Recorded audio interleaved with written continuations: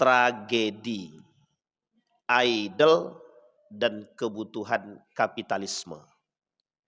Judulnya sederhana, tragedi idol dan kebutuhan kapitalisme. Bisa dipahami maksud judul ini? Judulnya, bahasa sederhananya, mentuhankan idola. Penyakit idolaisme atau bahasa lainnya fansisme. Jadi ada penyakit yang timbul, nama penyakitnya mengidolakan manusia. Fans. Ini terlepas dari siapapun ya. Baik dia seorang mentuhankan seorang ulama, mentuhankan pemain bola, mentuhankan artis, mentuhankan pemimpin dalam konteks yang israf berlebihan, maka ini yang kita akan coba bahas. Kalau kita kembali kepada sejarah, dulu kalau kita lihat seorang artis ternama, Michael Jackson, berarti tandanya yang paham Michael Jackson udah tua kan begitu. Karena orangnya udah mati kan. Nah, Bang Endar ya pasti kenal lah karena penganut itu. Misal Michael Jackson. Sekarang kita lihat, ini belum masuk poinnya, cuma kita kasih contohnya aja dulu. Michael Jackson itu banyak sekali yang meniru gaya dia. Pakaiannya, rambutnya, cara jalannya, apa Pak? Goyangnya, kakinya. Kita dikasih kaki sehat maupun kita jalan untuk itu juga ya. Kita buat. Itulah fans. Lionel Messi misalkan. Ketika Lionel Messi lewat, itu yang teriak banyak itu.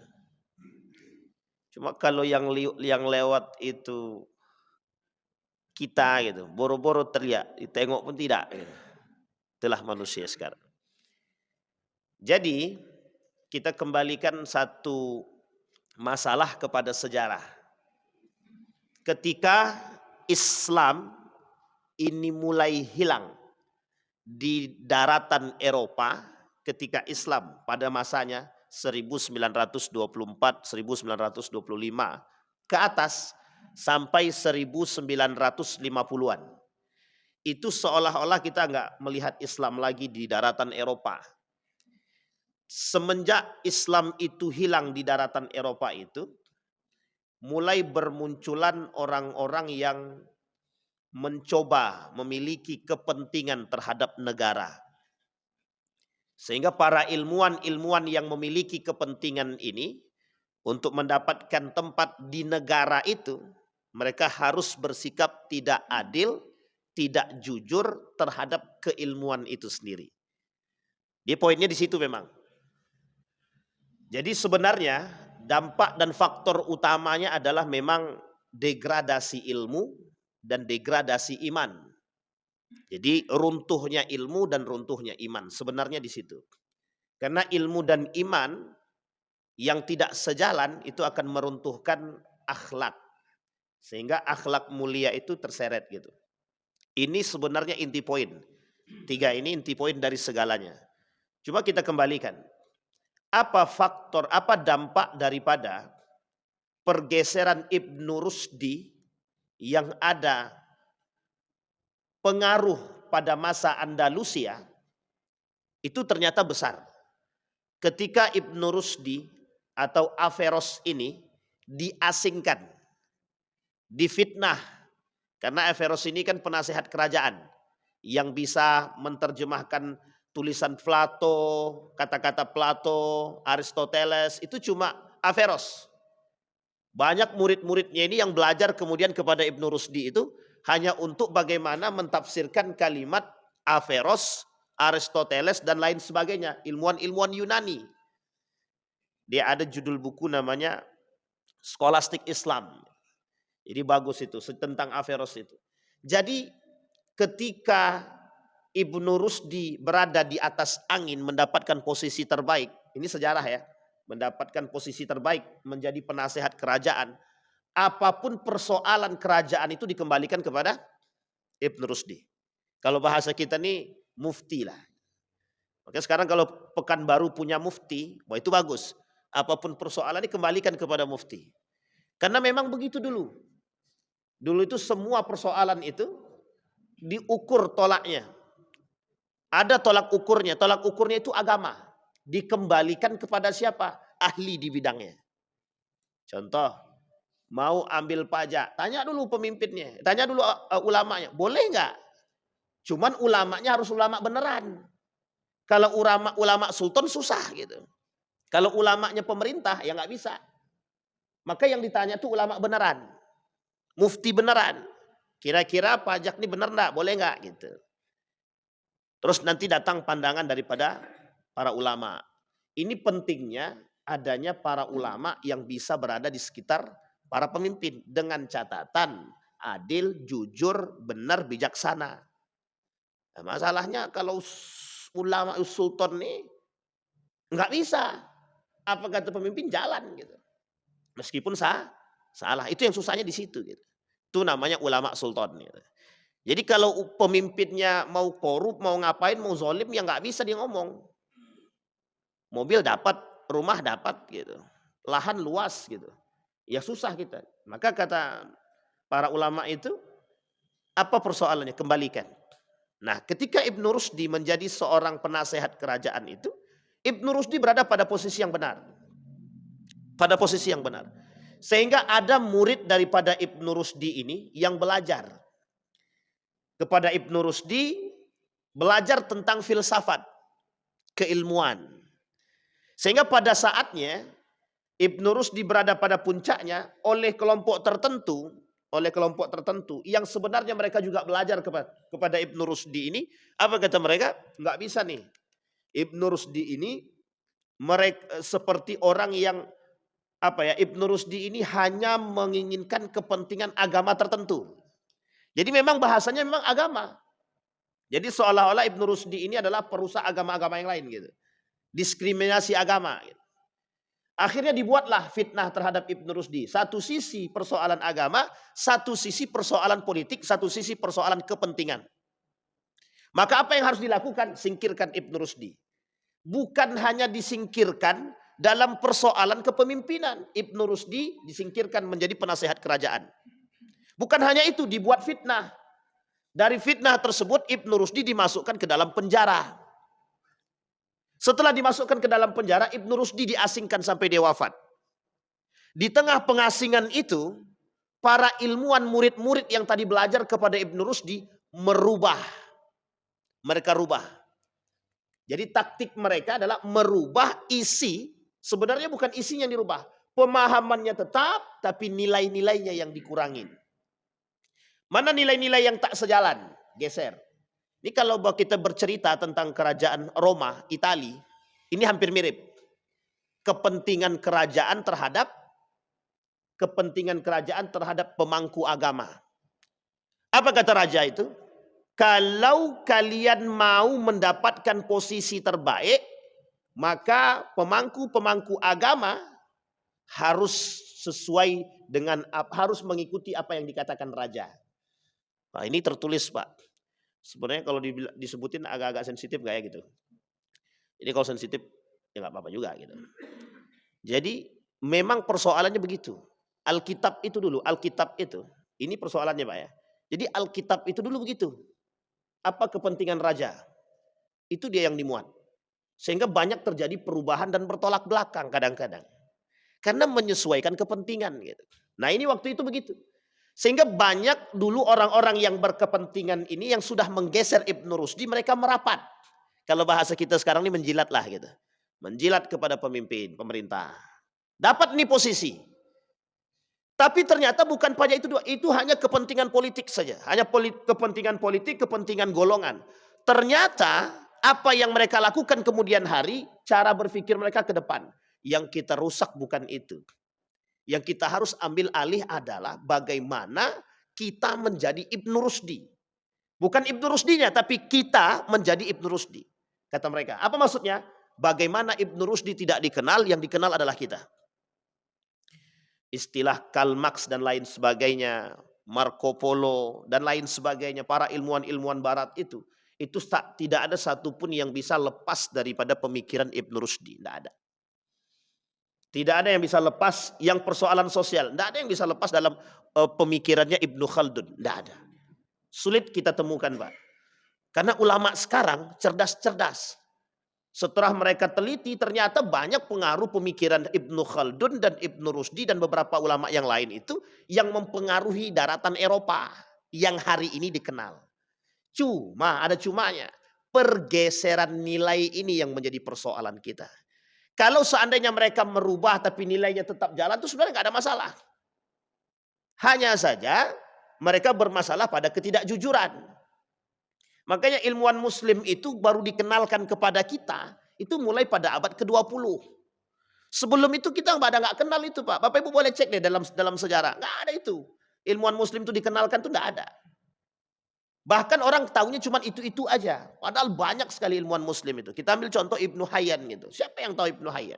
Mungkin kita sekarang kalau ditanyakan siapa Ibnu Hayyan, paling kita buka Google, Mbah, siapa Mbah gitu. Baru kita tahu. Kalau enggak kita nggak kenal itu Ibnu Hayyan itu siapa. Karena memang itu tujuannya. Bagaimana caranya ketika Ibnu Rusdi sudah disingkirkan Ibnu Rusdi ini, maka ada hal lain yang harus mereka lakukan ke depan. Apa hal lain yang harus mereka lakukan? Merubah pola pikir daripada masyarakat Spanyol ketika itu untuk menghilangkan Islam daripada bumi Andalusia. Bagaimana caranya? Harus dibuat, harus. 1800-an itu. Coba bayangkan. Digeser, Pak. Islam itu digeser. Jadi seperti seolah-olah, oh ini bukan saatnya masamu, sekarang masa kami gitu. Boleh lihat dalam sejarah Perang Mu'tah. Kapan waktu kita cerita tentang Perang Mu'tah itu. Antara Islam dan Romawi. Itu masuk dalam kategori cerita penggeseran. Gitu. Pergeseran. Nah kita kembalikan pada poinnya. Jadi ketika posisi sentral Islam, sebenarnya bukan Islamnya. Sebenarnya bukan Ibnu Rusdi sebagai pahlawan Islam, bukan. Hanya saja Ibnu Rusdi dimuliakan karena ilmunya dan agamanya gitu. Ibnu Rusdi ini dimuliakan karena ilmu dan agama. Tapi memang fitnah itu besar. Fitnah itu besar. Sehingga dibuatlah fitnah, disingkirlah Ibnu Rusdi. Kemudian para ilmuwan barat muncul. Ilmuwan Eropa muncul. Kemunculan mereka berada dalam dasar tekanan. Kemunculan mereka untuk menggeserkan nilai. Ingat ini kalimatnya baik-baik Bapak Ibu ya. Menggeserkan nilai.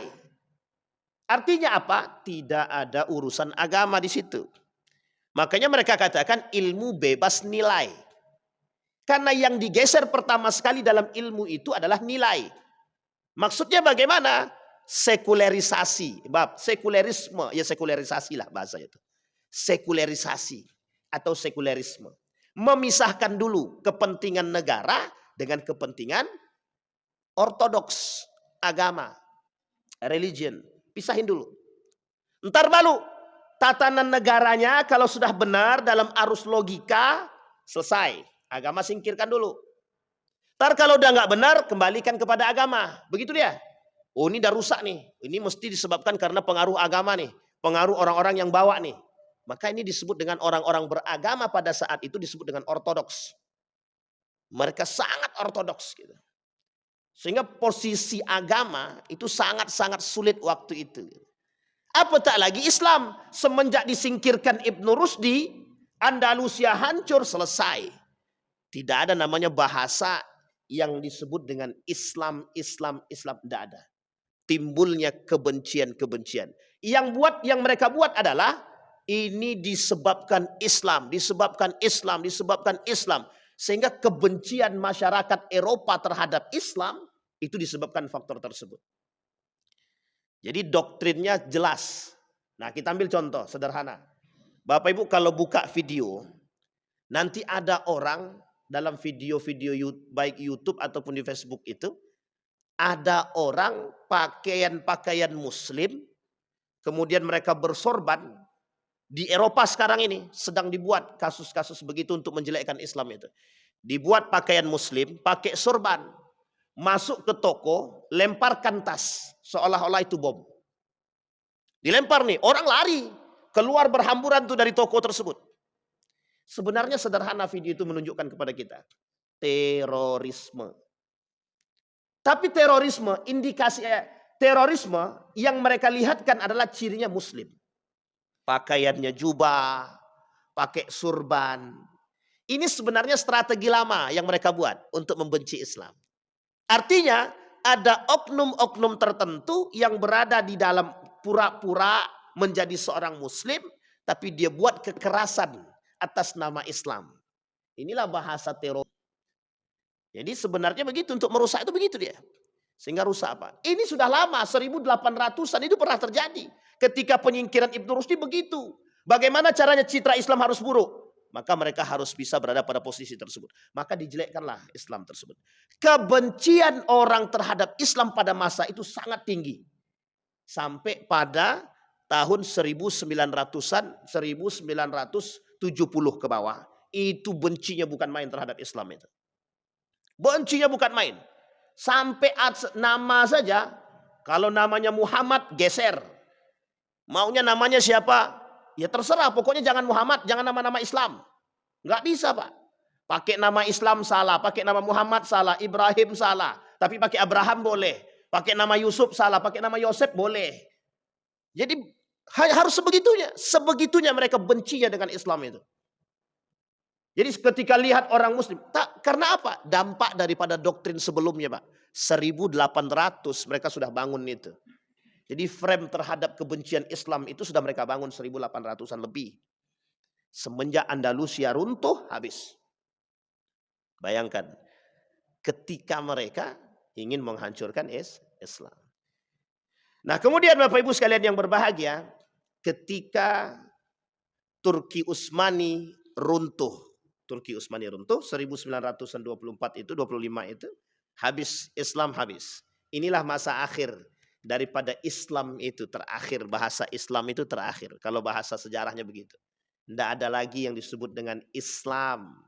Yang ada adalah Eropa. Maka Islam ketika itu identik dengan Timur Tengah atau Timur. Sementara Barat ketika itu identiknya adalah Eropa. Maka disebutlah pertarungan pertarungan Barat dan Timur. Nah, jadi bahasanya Barat versus Timur. Bahasa ini doktrin. Bahasa ini bahasa untuk merusak. Seolah-olah yang datang dari Timur Tengah itu rusak. Yang datang dari Timur Tengah rusak. Ini kental banget Pak.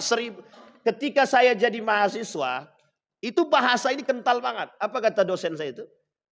Jangan kau bawa-bawa jubah itu ke sini. Jangan kalian bawa-bawa Islam itu ke sini. Sampai hanya dari pakaian sampai daripada pemikiran. Jadi kalau kita membahas Imam Al-Ghazali, Ibnu Rushdi, mereka nggak mau terima itu. Kata dosen-dosen filsafat saya itu, jangan yang kayak gitu dibahas. Kita bahas Immanuel Kant, Karl Marx, Joseph Schumpeter dan lain sebagainya. Wah, saya bilang, ya ini yang justru menghilangkan doktrin agama dari kita adalah orang-orang yang terjangkit penyakit tersebut. Geser. Akhirnya apa? Mahasiswa menikmati apa yang mereka baca.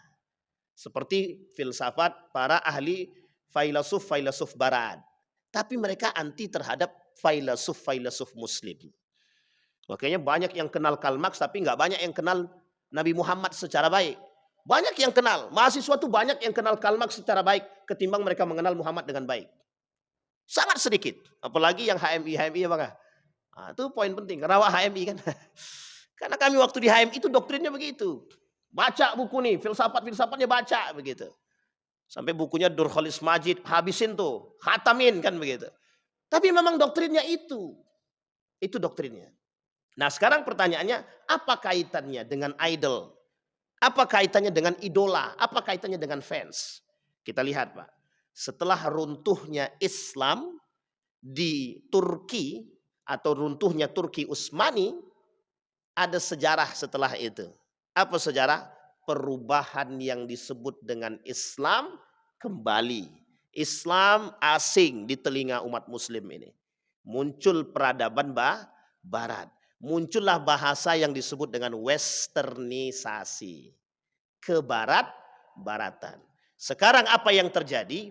Para ilmuwan-ilmuwan barat dengan gaya berpikir yang bebas nilai tadi, mereka munculkan satu ideologi yang disebut dengan gerakan liberalisme. Artinya membuat mereka berpikir bebas, apapun yang mereka buat bebas. Mereka mau buat seperti apapun silahkan. Tidak ada masalah. Yang penting kreatif. Yang penting tidak ditekan. Yang penting bebas. Berbuatlah. Lakukan sesuka hati. Asal itu baik. Masalahnya asal itu baik itu tidak punya standar. Baik itu tidak punya standar. Makanya kalau kita temukan ada anak berhubungan badan dengan orang tuanya, ada anak berpakaian terbuka, sekarang biasa memang. Ini saya ambil contoh. Kenapa di Eropa itu orang telanjang sekarang tidak ada nafsunya? Itu biasa, karena tiap hari itu yang ditengok. Setiap hari lihat orang yang terbuka.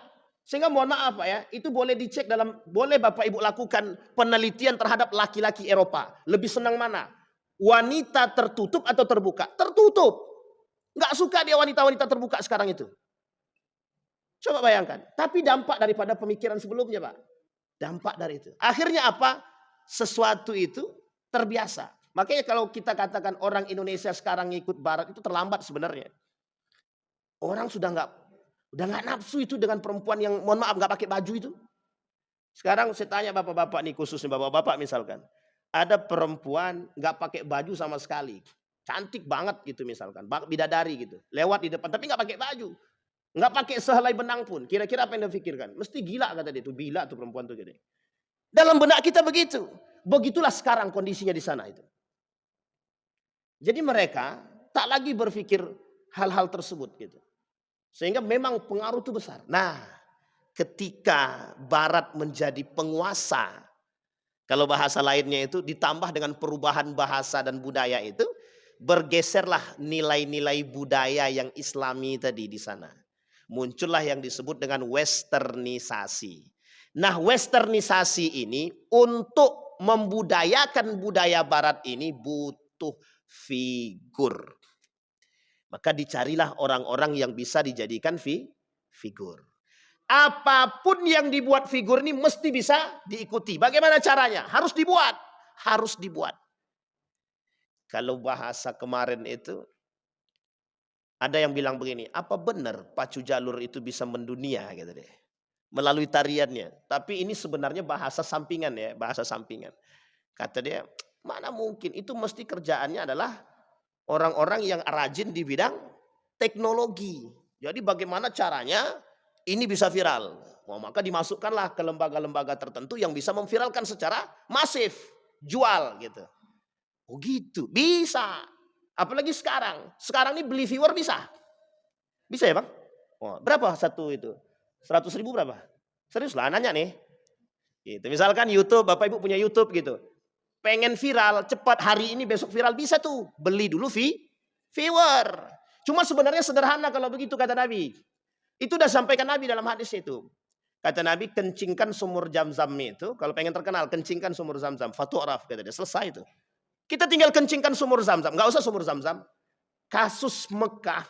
Kasus di Mekah itu pada tahun 1900-an itu pernah terjadi. Dulu Ka'bah itu pernah masuk terorisme di dalam Ka'bah itu. Di dalam Masjidil Haram itu. Diikat semua Pak. Semua jamaah haji itu disandra itu. Heboh seheboh-hebohnya itu. Sangat heboh. Itu sebenarnya selesai itu. Makanya tinggal kencingkan sumur Zam-Zam, kencingkan Quran. Sekarang kan gitu. Ada orang joget di atas Quran. Divideokan viral. Gitu. Itu tapi viralnya kan gak sehat itu. Viral-viral gak sehat. Nah begitu contohnya. Jadi itu sudah dibuat dari dahulu. Maka dicari figur. Mana figur?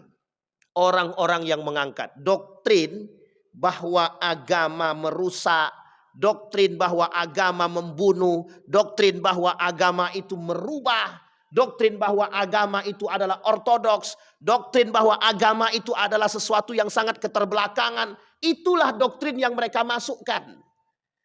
Sehingga tidak lagi dibutuhkan agama. Kembalilah mereka kepada, nah yang menjadi sorotan adalah siapa yang cerdas secara berfikirnya. Sehingga ketika itu Bapak Ibu, setiap orang yang punya ide cemerlang, meskipun bertolak belakang dari nilai agama, itulah yang menjadi poin utamanya, figurnya itu.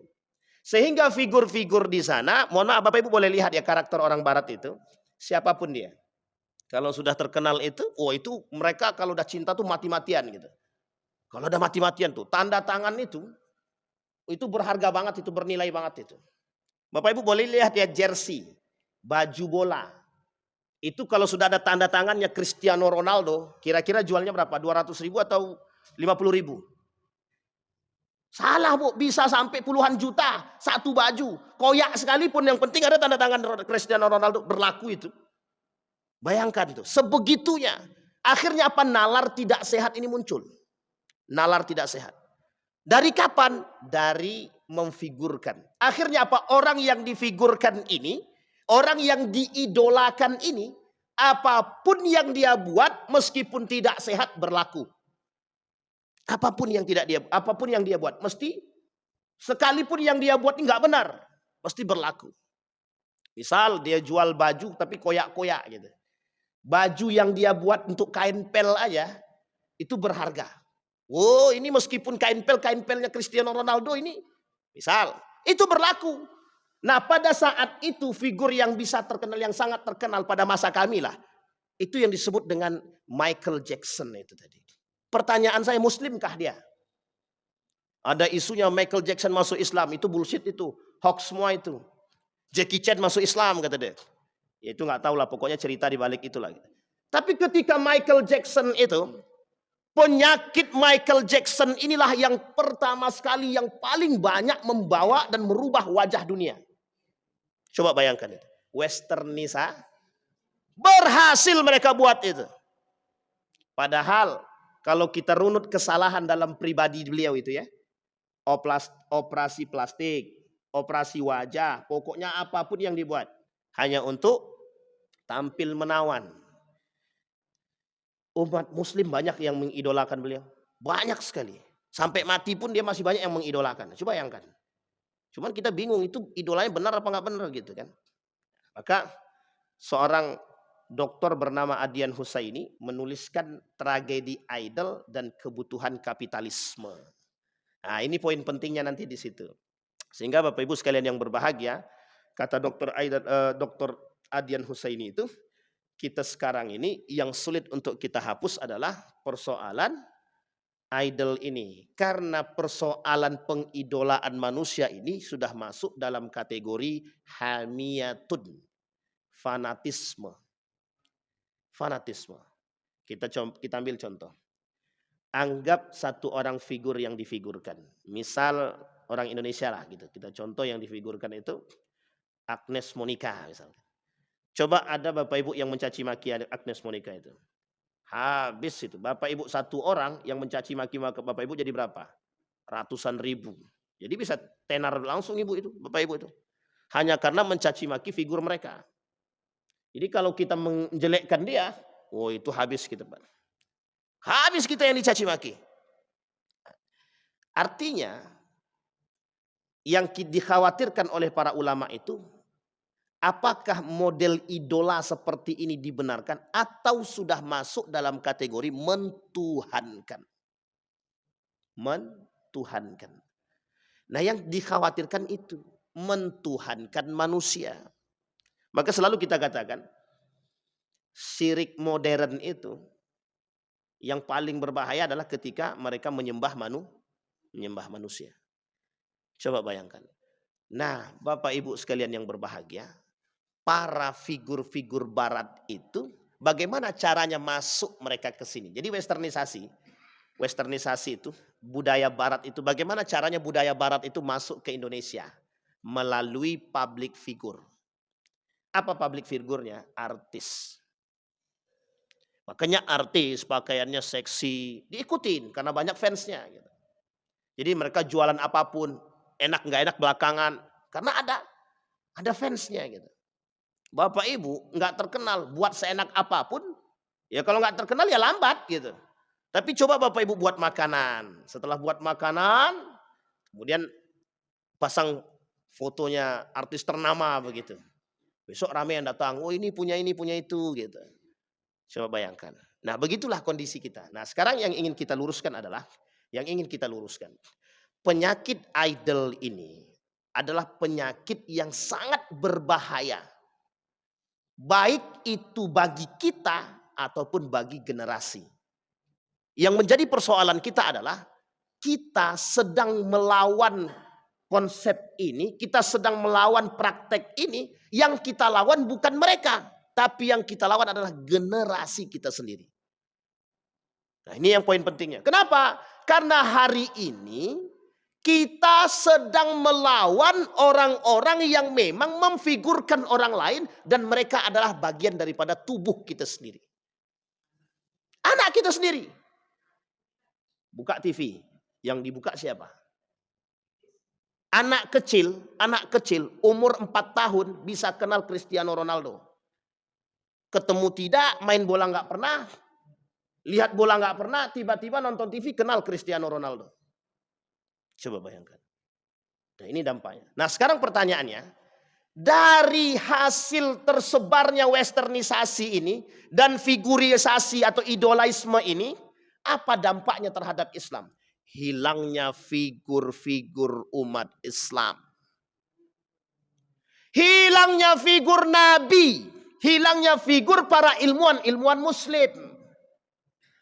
Kita tak temukan itu pada abad ke-19 ke bawah, tidak kita temukan. Baru kita temukan baru pada abad ke-20.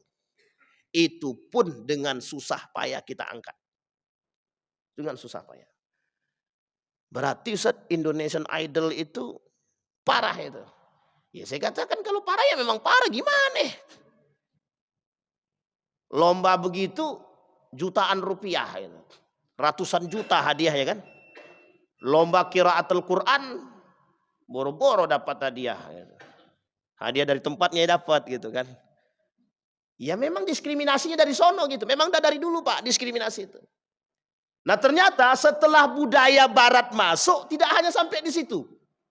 Nah, berkelahilah antara K-pop Korea dengan Amerika. Barat dengan Korea berantem nih gitu. Nah, maka terjangkit penyakit terus kita itu. Dulu banyak kalau kita runut-runut banyak penyakitnya. Ada dulu apa namanya? Gangnam Style. Joget K-pop. Pokoknya kita nih malu dengan budaya kita sendiri. Apa? Aces. Penyakit dangdut cesar kata deh. Itu pada masanya. Kita nih malu Pak. Itu karena apa? Mengapa bisa tersebar seluas mungkin begitu? Budaya-budaya barat, budaya Korea yang merusak nilai-nilai Islam itu. Itu karena malunya umat Muslim mengakui identitas mereka sebagai Muslim. Malunya umat Muslim mengakui identitas dia sebagai seorang Muslim. Sampai hari ini kita tidak benar-benar dalam kategori berani mengakui keislaman kita. Apa contohnya? Beranikah kita mengatakan kami Muslim, say no to drug, say no to riba, say no to kriminal? Enggak Pak. Say no to westernisasi, tidak. Salah satu budaya yang paling tampak dari dampak daripada westernisasi, toko-toko kita masih banyak berbahasa Inggris. Karena apa? Karena kita mengatakan kami pengen gaul. Bahasanya agak bagus dikit, bahasa Inggris. Bapak Ibu, bahasa Inggris itu datang belakangan. Bahasa yang pertama di dunia ini bahasa Arab. Yang kedua bahasa Melayu. Bukan bahasa Inggris. Dan bukan bahasa Indonesia. Bahasa Indonesia datang belakangan, bahasa Inggris datang belakangan. Makanya dulu Pak, kita belajar namanya bahasa Melayu itu. Sekarang mencari anak yang ngerti bahasa Melayu aja susah. Suruh baca Arab Melayu, sulit Pak. Tapi suruh baca bahasa Inggris, oke, dari kecil memang dilatih begitu dia. Makanya kembali kita poinkan itu. Ini kita pengen kembalikan nilai ini Pak, kita pengen kembalikan biar kita nih sadar gitu. Kita nih tidak sadar kalau kita sedang dijajah gitu. Nah kembali Pak ya. Nah sekarang kembalikan kepada tragedi idol tadi. Tragedi idol. Nah kekaguman, pemujaan itu berujung pada ketaatan yang membabi buta. Bisa digarisbawahi. kekaguman, pemujaan berujung pada ketaatan yang membabi buta. Nah, inilah yang bahasa itu disebut dengan pada masa jahiliyah dulu, yang disebut dengan hamiyatul jahiliyah. Apa itu hamiyatul jahiliyah? Arti hamiyatul jahiliyah itu adalah fanatisme yang membabi buta, fanatisme yang tidak benar, fanatisme yang tidak dibenarkan oleh agama. Dan jahiliyah melakukan itu. Dulu jahiliyah juga begitu. Fanatik mereka terhadap golongan, kelompok, agama, nenek moyang, segala macam. Itu sangat kuat. Nah sekarang dikembalikan. Kita kembali kepada masa-masa dahulu. Melalui apa? Arus pemikiran westernisasi yang tadi. Kita dibuat seolah-olah sesuatu yang tidak normal itu normal. Makanya orang pakai baju terbuka dulu tidak normal, sekarang normal. Biasa aja kok sekarang itu. Udah zamannya begitu kok. Jadi kita dituntut untuk mengikuti zaman yang memang seperti itu. Ustadz semuanya pakai suap. Kan enggak apa-apa kalau kita pakai suap juga gitu. Ini kalimat itu yang harus Bapak Ibu rubah ya. Ustadz semuanya kan pakai suap. Jadi kita enggak apa-apa kalau enggak pakai suap. Karena kita mau ngambil hak kita. Yang kayak gini ini dibuang. Kita sedang menormalkan keharaman itu. Menghalalkan yang haram. Hukumnya haram itu.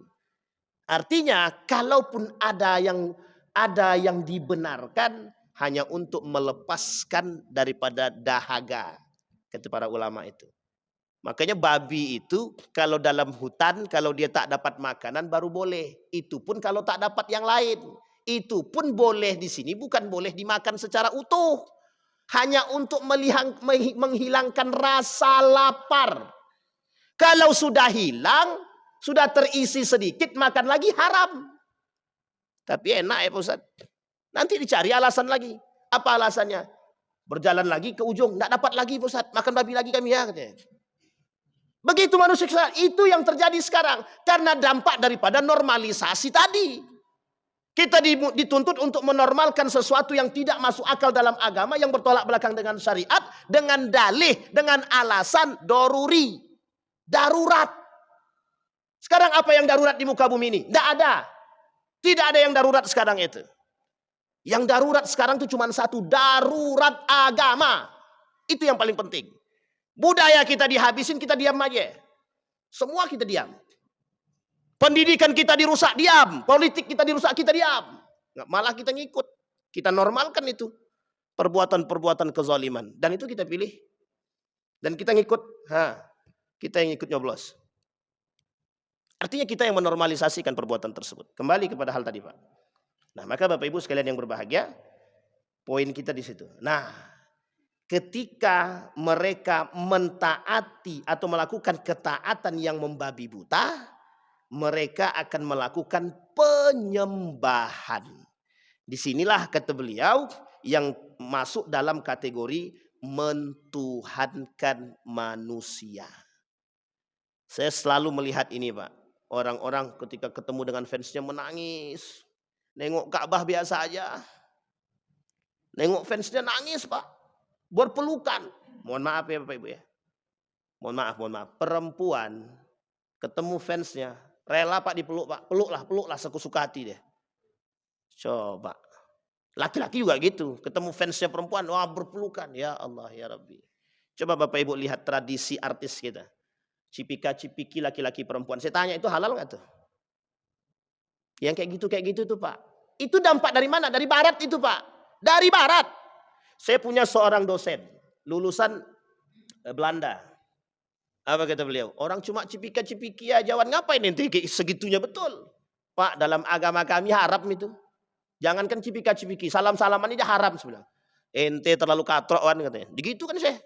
Dibilang ya awak katrok. Sebenarnya mungkin katrok iya juga. Memang awak katrok gitu. Cuma karena katroknya awak memang tidak mau melakukan perbuatan tersebut. Bukan kita tak tahu. Mereka ingin bawa itu. Sudah biasalah kalau begitu tuh. Cipika-cipiki laki-laki perempuan. Ini budaya barat. Budaya barat kalau bertentangan dengan agama haram. Enggak usah dibawa ke sini. Jangankan di sini, di sono juga haram. Sekalipun itu budaya barat. Mereka menormalisasikan, ada dampak, ada sebabnya ada. Mengapa mereka menormalisasikan hal begitu? Liberalisme. Jadi dari gaya berpikir mereka yang biasa tadi, akhirnya mereka paksakan itu Pak untuk biasa. Dipaksakan untuk biasa. Itulah poinnya kenapa Ibnu Rusdi harus diasingkan. Jadi dianggap kaku. Ibnu Rusdi ini datang dengan nilai yang kaku. Sehingga ketika orang-orang yang berpikir kreatif seperti ini dianggap orang yang pahlawan. Makanya pada saat gaya sekulerisme ini sampai ke Indonesia, itu Nurcholish Madjid dianggap pahlawan itu. Betul ya Bang Endar ya? Yang tua-tua mesti tahu karena seumuran kan gitu. Mereka dianggap pahlawan, pembela. Yang membela toleransi, yang membela hak asasi dan lain sebagainya. Tapi mereka lupa membela hak agama. Yang mereka lupa adalah membela hak agama. Baik. Sekarang dari tragedi idol dan kebutuhan kapitalisme. Sekarang perhatikan baik-baik. Kita ambil logika sederhana. Logika sederhana saja. Misal, kita ambil contoh Bang Endar pengusaha sawit. Dia cari figur yang ternama. Yang ternama. Siapa figurnya misalkan? Anggap saja Michael Jackson. Berhasil bangun kontrak dengan Michael Jackson. Kata Bang, pokoknya kau ku kontrak selama setahun ini. Selama setahun ini kau pokoknya silahkan sebarkan. Apa yang bisa kau sebarkan? Sawit-sawit aku. Termasuk pupuk-pupuk sawit aku. Kontrak setahun kita bayar 2 miliar. Misal, contoh. Ini kapitalisme nih. Bermain kapitalisme. Ini masih dalam promosi barang. Untuk jual beli, silahkan. Tapi ada yang lebih berbahaya. Loh, pokoknya promosikan budaya barat nih. Nggak usah pakai celana, pakai kolor aja. Kalau dalam setahun lu punya banyak peminat, kita buat baru. Apa yang kita buat sekarang? Yang kita buat celana koyak-koyak. Bagaimana celana koyak-koyak ini bisa tenar seantera dunia ini? Benar Pak. Saya pernah lihat itu. Celana jeans mereknya kita tahu. Itu robek. Masuk dalam Amazon. La ilaha illallah. Harganya 250 juta. Di sini jadi kain pel. Tapi yang beli banyak. Itu dijual tuh. Jadi kalau saya punya kawan itu. Dia datang ketika. Siapa yang datang ke Indonesia itu ya? Lionel Messi atau siapa begitu. Datang ke Indonesia. Dapat Pak dia Pak. Dia juga kebetulan jualan jersey. Dapat dia tanda tangan itu. Entah Lionel Messi itu siapa itu. Dapat dia. Ditengokkan itu mahasiswa sama kayak kita. Satu kelas itu. Ditengokkan Wan. Berapa kira-kira kami jual katanya. Berapa dijual Pak? 850 juta. Baju itu doang. Padahal baju itu sama aja kan. Cuma mahalnya tanda tangan itu. Padahal tiket pesawat nggak nyampe itu bolak-balik itu. Bolak-balik nggak nyampe 800 juta itu. Paham maksudnya kapitalisme di sini paham Bapak Ibu ya? Kita sedang dibuat begitu sekarang. Dengan figur-figur tertentu, idola-idola tertentu untuk meraup keuntungan. Maka salah satu program yang mereka buat untuk meraup keuntungan itu menjual tubuh wanita. Miss Universe itu penjualan tubuh wanita namanya. Ustadz ini memang ngomongnya gitu-gitu doang. Ya memang begitu. Gimana kata guru saya sih. Iya Pak ya. Bisa dipahami Bapak Ibu ya. Baik. Kalau Bapak Ibu ke Bali, ada satu pulau di Bali itu. Di pulau di Bali itu Bapak Ibu masuk tanpa harus sehelai benang pun. Nggak boleh pakai, nggak usah dipikir-pikir yang laki-laki, nggak usah ikut-ikutan Pak. Saya cuma kasih tahu doang. Tapi bukan promosi, bukan. Tapi boleh masuk. Yang masuk syaratnya itu, nggak usah pakai sehelai benang pun. Kalau masih pakai CD, ya nggak boleh masuk. Nggak usah angguk-angguk Bang Endar. Mencurigakan. Baik Pak. Nah sekarang kita lihat Pak. Betul enggak perkataan Imam Al-Ghazali? Kita lihat. Kata Imam Al-Ghazali dalam kitab Asnaful Maghrurin. Kata Imam Al-Ghazali dalam kitab Asnaful Maghrurin itu disampaikan. Minal maghrurin arbabul ibadat wal a'mal. Satu. Yang kedua, kata Imam Al-Ghazali arbabul amwal wa firaquhum. Mereka tertipu dalam urusan harta dan urusan kelompok, kata Imam Al-Ghazali.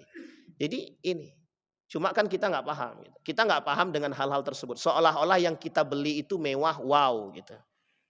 Karena kita mengidolakan. Kalau dulu di Indonesia ini banyak mengidolakan Rhoma Irama, mengidolakan artis-artis dangdut gitu. Tapi dampaknya apa? Itu tadi. Kita lebih senang mendengarkan dangdut daripada, mohon maaf, kita datang konser mereka tapi kita nggak sholat itu. Nah, penyakit ini Pak tertular dalam urusan agama sekarang. Penyakit yang seperti ini tertular dalam urusan agama. Maulid Nabi rame yang datang, sholat cuma satu sop. Ini saya kemana-mana saya sampaikan terus nih Pak. Kemana-mana itu, mau Isra Mi'raj saya sampaikan, mau Maulid Nabi saya sampaikan, mau tahun baru saya sampaikan. Anda datang sampai masjid nggak cukup Pak. Tapi pas sholat Isya, nggak usah subuh lagi, sholat Isya. Setengah sop aja empot-empotan kita manggilnya Pak, Allahu Akbar, sampai udah mau putus surat ini. Manggil tetap juga nggak datang-datang. Coba bayangkan, tertularnya di situ. Bercampurlah laki-laki dan perempuan. Kita buat acara, tapi kita buat acara keislaman. Tapi yang kita terobos apa? Batas-batas keislaman. Campur tuh laki-laki perempuan. Kita nggak sadar tuh. Kita buat acara Maulid Nabi. Kita suruh perempuan tampil. Sambil pakai hadroh joget-joget. Kadang-kadang kita ini di otak kita ini sedang didiskriminasi oleh urusan-urusan dunia dan mengkerdilkan agama di dalam pikiran kita sendiri. Begitulah kita sekarang. Nah, sama dengan yang tadi. Kita tanpa sadar dimatikan agama kita oleh figur. Dimatikan oleh idola. Tanpa kita sadari, orang yang melakukan idola tersebut meraup keuntungan. Kita degradasi moral, kita degradasi agama, kita hilang akal, hilang akhlak, hilang ilmu, hilang agama. Mereka dapat untung, kita buntung. Buntung kita tidak satu. Kita buntung ekonomi, buntung agama, buntung akhlak, buntung moral. Habis Pak. Idola kita narkoba. Kita narkoba. Idola kita minum khamar, kita minum khamar. Apalagi kalau idolanya bilang, sini duduk bareng minum. Astagfirullah wa atubu ilaih. Itu senangnya bukan main itu. Itu diceritain sampai seantero dunia itu, sampai ditulis di Facebook gitu. Tadi malam aku duduk dengan Cristiano Ronaldo. Alhamdulillah. Tuh, langsung masuk ke Facebook. Di Facebook banyak yang komentar. Oke, kita katakan, yang komentar sama-sama nggak benar. Benar Pak. Kita ini gila. Nah, bedanya dengan orang gila, itu jelas kegilaannya. Orang sekarang gilanya nggak sadar. Yang dia gilakan adalah diri dia sendiri. Begini poin kita sekarang. Baik. Sekarang apa yang harus kita lakukan? Nah, ini kita masuk Pak. Kalau bahasa guru saya namanya sihir idol namanya. Kata beliau itu sihir idol Tuhan. Ya memang kita disihir dengan idola-idola itu. Seolah-olah mereka yang idol itu, mereka yang mendapatkan figur itu menjadi poin penting. Nah sekarang, yang harus kita lakukan adalah bagaimana kita mengembalikan ini. Yang pertama, kata para ulama, figurkan baginda Nabi Muhammad SAW. Jangan teriak maulid Nabi, jangan teriak cinta Nabi, kalau mencampurkan maksiat dengan agama. Tidak usah. Kenapa harus begitu Ustaz ngomongnya? Harus. Biar sesekali. Pedas itu kan tidak apa-apa. Yang penting tegas. Jangan mencampurkan sesuatu yang sifatnya maksiat dengan urusan agama. Kontradiktif. Apa contohnya? Membuat perayaan Maulid Nabi, membuat perayaan Isra Mi'raj, dan lain sebagainya. Tapi menghadirkan hal-hal yang tidak senonoh. Itu yang pertama. Yang kedua, bagaimana cara kita memfigurkan Nabi? Perbanyak. Kalau kata Ustadz Felix Sow itu, coba setiap rumah punya satu buku sirah nabawiyah saja. Dan orang tuanya membacakan kepada anaknya. Kira-kira, ada enggak berpengaruh? Mesti ada. Meskipun enggak banyak, paling tidak 1, 2, 3 mesti ada. Sehingga mereka nggak kenal yang namanya figur-figur barat itu. Nggak kenal mereka. Dan kalaupun kenal mereka nggak akan memfigurkan. Tidak akan memfigurkan. Kenapa? Sudah ada yang difigurkan. Sudah ada yang diidolakan. Tanam dalam diri mereka. Kenalkan mereka sahabat Nabi. Banyak Pak buku-buku tentang sahabat Nabi itu. Cuma karena kita nggak mau baca aja kan. Capek kami baca Ustaz. Memang capek. Sekarang udah banyak video-video. Tontonkan mereka itu. Video-video yang baik itu. Jangan video-video tabola bale aja terus, itu terus yang didengerin. Nah, sekarang kan coba lihat tuh. Ini kita bukan dalam arti bukan Pak, ini merusaknya begitu. Coba dengarkan tuh di mana-mana Pak. Masuk dalam toko ini, toko itu, semua musiknya itu aja tuh. Tabola bale. Memang paham apa isinya apa gitu. Dulu ada namanya musik apa itu? Pokoknya banyak lah masalah musik ini, banyak yang membuat kita penyakit kita tuh. Tahu-taunya ternyata artinya nggak benar gitu. Coba nih, sekarang itu banyak juga virus-virus Arab itu. Lagunya pakai bahasa Arab. Dikira selawatan. Ternyata la ilaha illallah, merusak. Benar. Bapak Ibu tahu lagu? Pernah ada lagu namanya begini. Inta muskifayak alih tigrahni haram alik. Itu kan bahasa Arab itu. Memang Arabnya Mesir. Bapak Ibu tahu nggak yang nyanyinya siapa? Non Muslim itu. Non Muslim yang nyanyi pun pakaiannya seksi itu. Kenapa banyak yang minat? Ya karena pakaian seksi itu tadi. Coba bayangkan. Ya Mesir itu, lagu Mesir. Banyak gitu Pak, banyak betul. Tapi ya begitulah manusia sekarang gitu. Manusia sekarang ya begitu. Ya mau gimana? Tapi gimana Ustaz cara kami menghapus? Jangan idolakan. Dan para public figure termasuk guru jangan ceritakan tentang orang-orang yang mohon maaf pelaku maksiat. Gak usah. Yang kita ceritakan sahabat Nabi. Apa yang tidak ada daripada sahabat Nabi? Orang kaya, figur orang kaya ada. Menjadi dermawan ada. Menjadi orang paling kaya ada. Menjadi orang baik ada. Apa yang gak ada? Kepemimpinan ada. Apa yang gak ada? Tidak ada satupun yang tidak ada Pak. Ada semua. Khalid bin Walid ada, ahli perang. Mau contoh siapa kita? Siapa yang mau kita contohkan daripada orang barat yang ahli perang? Tidak ada Pak. Tunduk di bawah umat muslim. Perang Mu'tah, Romawi versus Islam. Perang Khaybar, Islam versus Yahudi. Selesai Pak. Apa? Konstantinopel semua muslim. Persia ditundukkan oleh Islam. Selesai. Muslim semua. Semua ini Pak, karena itulah, karena rasa sakit hati mengapa Islam bisa menaklukkan dunia. Disitulah mereka datang. Islam itu jelek, terorisme, pokok harus dibenci lah. Kenapa? Karena keberhasilan Islam menaklukkan dunia. Persia runtuh, Romawi runtuh, Konstantinopel runtuh. Itu kan 3 negara, 3 kerajaan besar Pak di dunia. Pernahkah tercatat dalam sejarah Amerika menjadi kerajaan terbesar di dunia? Enggak pernah. Rata-rata itu dia Pak. Sakit hatinya dalam. Sampai hari ini. Ingin menguburkan penyakit lama ini enggak bisa. Itulah yang dilakukan oleh Ratu Elizabeth terhadap Islam dan Raja Ferdinand. Untuk merusak Islam itu. Nah sekarang cara merusaknya begitu. Cari figurnya, siapa idolanya, dibiayain dan lain sebagainya. Dah terserah buat apapun. Dengan alasan hak asasi manusia dan toleransi. Rusak kita semua. Ustadz itu perang pemikiran apakah itu? Semuanya perang pemikiran pokoknya. Mau politik, mau budaya, mau pendidikan, semua pokoknya kita diperang sekarang. Nah sekarang Pak mohon maaf nih. Beberapa kali saya duduk dengan pengurus masjid. Beberapa kali duduk dengan masyarakat tuh jawabnya gitu. Ustadz, jadi kita ini sedang diperang dengan apa? Loh, kok baru nanya sekarang? Saya bilang, datang ke Nurul Yakin. Saya bilang, biar tahu. Karena memang perang pemikiran. Loh, sekarang Bu, mohon maaf, yang tua-tua aja tahu sekarang. Ustadz, kadang ini kita sedang di perang pemikiran kan? Lah kok sadar Bapak nih dalam hati saya? Cuma saya nggak ngomong terang-terangan gitu. Nah, alhamdulillah Pak, kalau sudah banyak yang sadar. Sedikit demi sedikit. Kenapa? Kita sadar setelah kita dijajah. Setelah kita dijajah baru kita sadar. Baik. Nah, ketiga, apa yang harus kita lakukan? Ya ayyuhalladzina amanu atiiullaha wa atiiur rasul wa ulil amri minkum fa in tanaza'tum fi syai'in farudduhu ilallahi war rasul in kuntum tu'minuna billahi wal yaumil akhir dzalika khairu wa ahsana ta'wila. Kalimat ini oleh para ulama di garis besar Pak. Nabi, makanya qudwah hasanah, uswatun hasanah. Kemarin kan Maulid Nabi kan?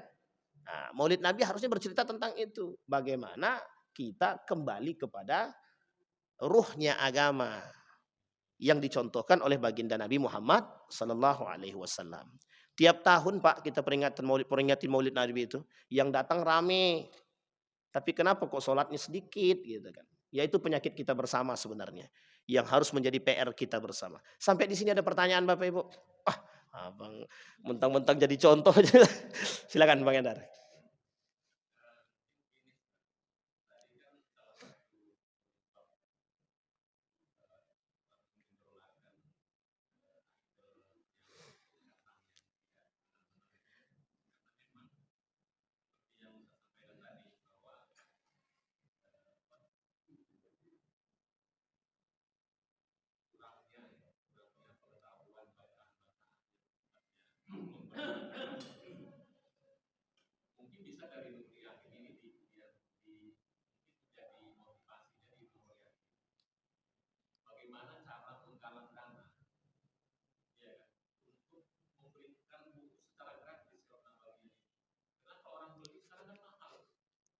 Benar, benar, benar, benar.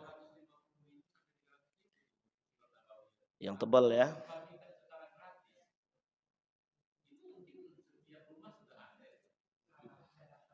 Benar. Bang Rom, aman kan? Aman. Ini tolong disampaikan ke Pak Ooi. Nah, siapa tahu ide yang cemerlang begini kita bisa. Ada Pak Tengku, ada Pak Daniel, banyak. Insya Allah Nurul Yakin tidak kekurangan tuh Bang.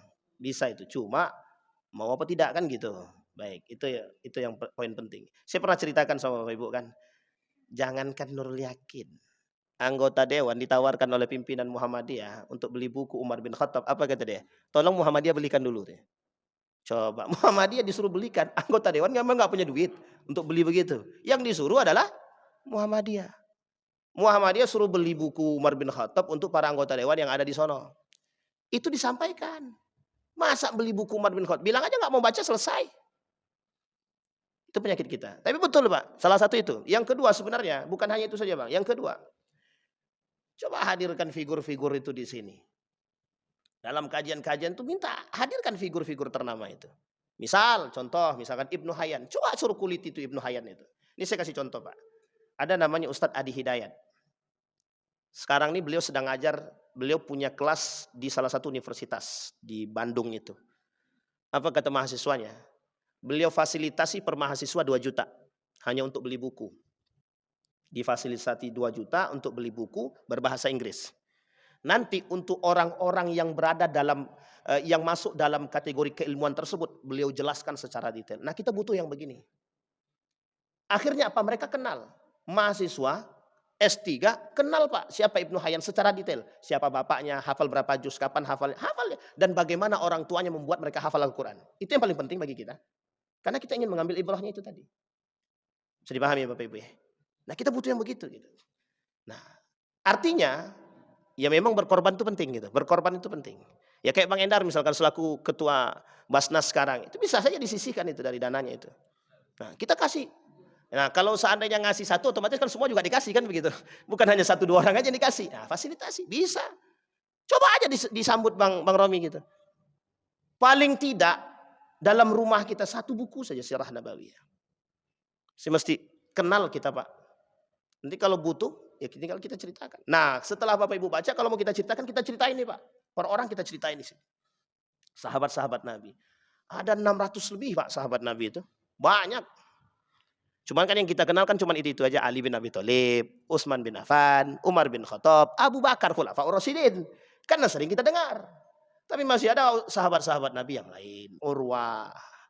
Dan masih banyak sahabat-sahabat yang tidak tertulis. Itu bagus juga idenya Bang Romi. Bisa disambut Bang. Mungkin disampaikan dengan Pak Ooi.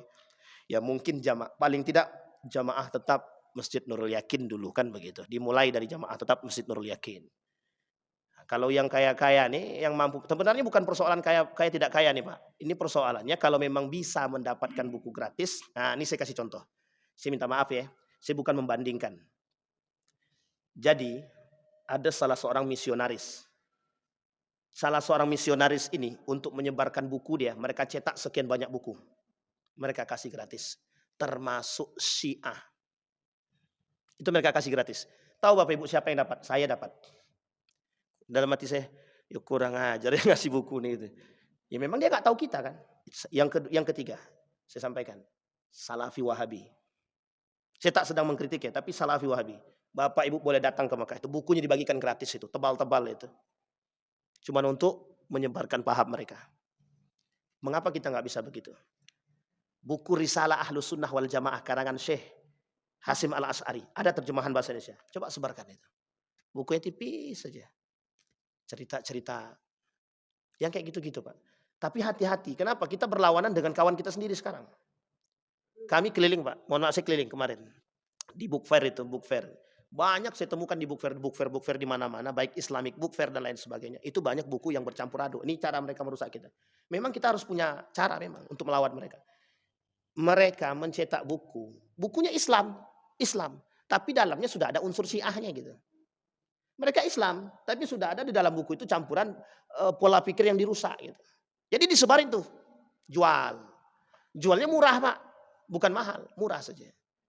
Maka mengapa anak-anak sekarang juga lebih kenal dengan para filosof barat itu ya karena memang menjual buku filsafat barat ini juga tidak terlalu mahal sebenarnya gitu. Dibandingkan dengan buku yang Islam ini memang. Sirah Nabawiyah 200 lebih misalkan. Ibnu Khaldun 300 Muqaddimah gitu kan. Ya memang dengan buku yang mahal tadi mungkin ya itu tadi. Satu itu, yang kedua memang daya baca kita, memang minat baca kita kurang, sangat kurang. Indonesia termasuk negara yang paling sangat jauh ketinggalan daya minat Kemarin kita suruh baca mahasiswa, jawaban sederhana.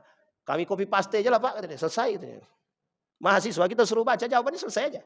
Bapak jelaskan aja biar kami yang dengarkan gitu. Jawab. Itulah mahasiswa sekarang.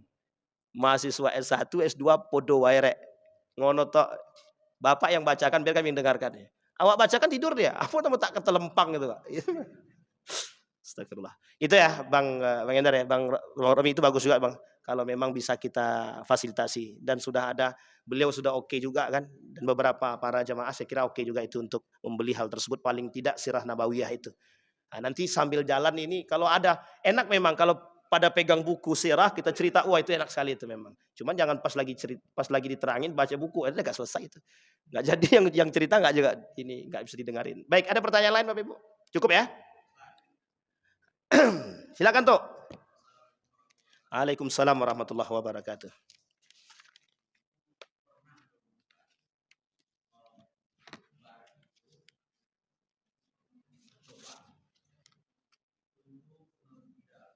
Siapa Pak? Barat ya.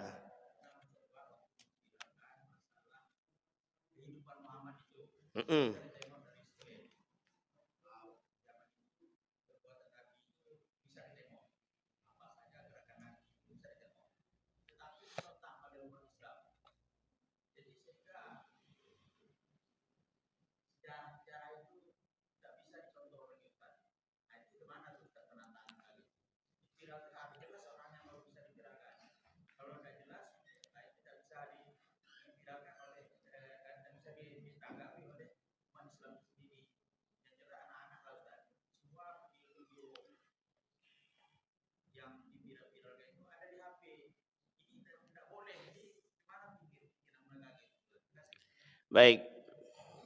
Ya gimana mau dibenarkan orang dalam figurnya dia nggak benar memfigurkannya. Pak, yang namanya barat itu. Jarang barat itu yang jujur itu jarang. Saya jujur aja kita kan Pak. Sebagian besar banyak para ilmu orientalis itu yang jujur itu 1-2 aja. Betul nggak Prof? Nanti bisa tanya sama Prof itu ya. Dari sekian banyak itu yang jujur sekian Pak. Ini saya kasih tahu nih contohnya, nggak usah jauh-jauh nih. Kalau mau cari video, cari yang benar. Nanti kita kasih tahu deh gitu, video-video yang benar. Karena gini, dulu ada video tentang Nabi Muhammad. Itu nggak benar tuh. Foto Nabi Muhammad wajah. Nanti kapan waktu kita cerita mengapa Nabi Muhammad itu nggak boleh ditampakkan dengan wajah. Itu salah satu kenapa yang tidak dibenarkan. Jadi Pak, mohon maaf. Itu tergantung penulisnya. Dan tergantung siapa yang berkuasa. Figur Muhammad itu kenapa ditentang oleh umat muslim? Bukan hanya dalam video yang Bapak sampaikan. Saya pernah temukan Pak. Banyak di Eropa itu, di Barat itu, yang memfigurkan figur Nabi tapi bertentangan. Dan dia nggak paham sejarah. Itu masalah betul Pak. Masalah benar itu. Bukan kecintaan yang didapat, tapi kebencian. Betul, akhirnya apa? Bencinya orang Eropa terhadap Muhammad itu gara-gara itu. Sekarang baru Pak tahu mereka. Oh, enggak seperti yang diceritakan. Bapak Ibu mau tahu bagaimana cerita-ceritanya Muhammad di sekolah-sekolah mereka itu? Kata guru saya itu. Diceritakan jeleknya, Pak. Serius. Lah kalau kok kita ngikut menceritakan yang jeleknya Muhammad, berarti ternyata kita bagian daripada mereka. Nah, yang harus kita lakukan sekarang satu. Itu tadi, orang tua bacakan tuh. Jangan malas bacain sama anak. Orang tua yang bacakan itu. Ambil buku sirah, cari yang tipis. Ar-Rahiq Al-Makhtum kecil. Sirah Nabawiyah yang paling besar, Fiqh Sirah punyanya Syekh Ramadan Al-Buti tebal. Kecapean bacanya, cari yang kecil. Ar-Rahiq Al-Makhtum. Kalau mau lagi yang lebih bagus lagi yang bergambar, ada. Sirah Nabawiyah 6 jilid. Harganya 3 juta. Ada di rumah saya sekarang tuh. Saya jual kebetulan. Enggak promosi, enggak promosi. Itu canda aja, Pak. Itu berwarna. Sampai nama-nama kotanya ada disebutkan sejarah semua ada di situ. Maksud saya sederhana aja, Pak. Ibu-ibu, bapak-bapak bacakan kepada anak ini sirah sebelum tidur. Sebelum tidur. Jangan yang dibacakan dongeng-dongeng terus. Itu dulu Petruk begini. Yang kita bacakan Petruk, yang dalam benak mereka ya Petruk, Bobo. Ini yang kami kecil dulu lah, kan begitu. Kalau Pak TI nggak tahu lah dulu kecilnya gimana kan gitu, yang diceritain apa gitu. Yang kedua, video. Video ini, nah sekarang video ini memang dampak negatif kita sekarang besar, Pak, dalam video ini. Harus ekstra mencari video. Satu, video pertama Israiliyat. Sudah banyak. Contoh filmnya film Nabi Yusuf. Itu yang menulis orang-orang yang membuat itu orang-orang yang terjangkit virus Israiliyat. Makanya banyak tambahan-tambahan. Yang kedua Syiah. Yang ketiga Barat. Misionaris. Ya, orientalis. Ini banyak. Nah, sekarang bagaimana cara kita mencari video yang benar, Nah, kapan waktu kalau Bapak Ibu butuh videonya saya tidak bisa sampaikan karena memang saya tahunya namanya saya juga lupa nama videonya apa gitu. Yang jelas ada tulisannya Ar-Risalah berbahasa Arab Fushah, itu dibuat oleh orang-orang Yaman biasanya kalau nggak salah itu. Nah, cari videonya. Dalam berbahasa Indonesia sudah banyak juga. Sekarang ada namanya videonya memang kartun ya. Itu Al-Qalam. Saya tidak dalam sedang promosi. Nanti di-cut aja yang terakhir kalau takut promosi. Tapi yang begini-begini penting. Cerita-cerita begini, video-video. Karena kalau tidak, mohon maaf Pak. Saya sudah terjebak. Dan kami terjebak dalam sekian banyak video. Al-Manar ternyata bukan. Yang itu ternyata Syiah. Yang ini ternyata Israiliyat. Banyak video-video ini yang ternyata Israel yang dibuat, bukan orang Israel yang buat, tapi terindikasi Israiliyatnya banyak. Israiliyat itu apa Ustaz? Israiliyat itu cerita-cerita yang ditambah-tambahkan, yang tidak benar tapi ditambah-tambahkan gitu. Oke Bapak Ibu ya. Dan figur Nabi itu sebenarnya mengapa tidak wajahnya tidak boleh ditampilkan? Insya Allah kita bahas di pertemuan yang akan datang kalau Allah izinkan. Begitu ya Bapak Ibu ya. Nah, kita punya potensi yang besar dari ide-ide cemerlang untuk kembali membangkitkan sirah nabawiyah. Insya Allah ini masanya kita. Ini zamannya kita. Insya Allah zamannya Islam bangkit. Amin ya Rabbal. A'udzubillahi minasyaitonirrajim. Bismillahirrahmanirrahim. Hamdas syakirin, hamdan naimin, hamda yuafi ni'amahu wa yukafi'u mazidah ya Rabbana lakal hamdu kama yanbaghi li jalali wajhikal karim wa azimi sultanik. Allahumma salli ala Muhammad wa ala ali Muhammad fil alamin innaka Hamidum Majid. Allahumma faqihna fid din wa 'allimna ta'wil. Allahumma ansur man nasara ad-din wa akhdhul man khadhal muslimin. Allahumma arinal haqqa haqqan warzuqna ittiba'ah wa arinal batila batila warzuqna ijtinabah. Allahumma ighfir lahum warhamhum wa'afihim wa'fu anhum wa akrim nuzulahum wa wasi' madkhalahum waj'alil jannata maswahum. Allahumma ya Rahman. Allahumma ansur ikhwanana al-mujahidin fi Palestin wa fi Gaza wa fi kulli makan. Allahumma dammiril yahud. Rabbana hab lana min azwajina wa dhurriyyatina qurrata a'yun waj'alna lil muttaqina imama. Rabbana atina fid dunya hasanah wa fil akhirati hasanah wa qina adzabannar. Walhamdulillahirabbil alamin. Assalamualaikum warahmatullahi wabarakatuh.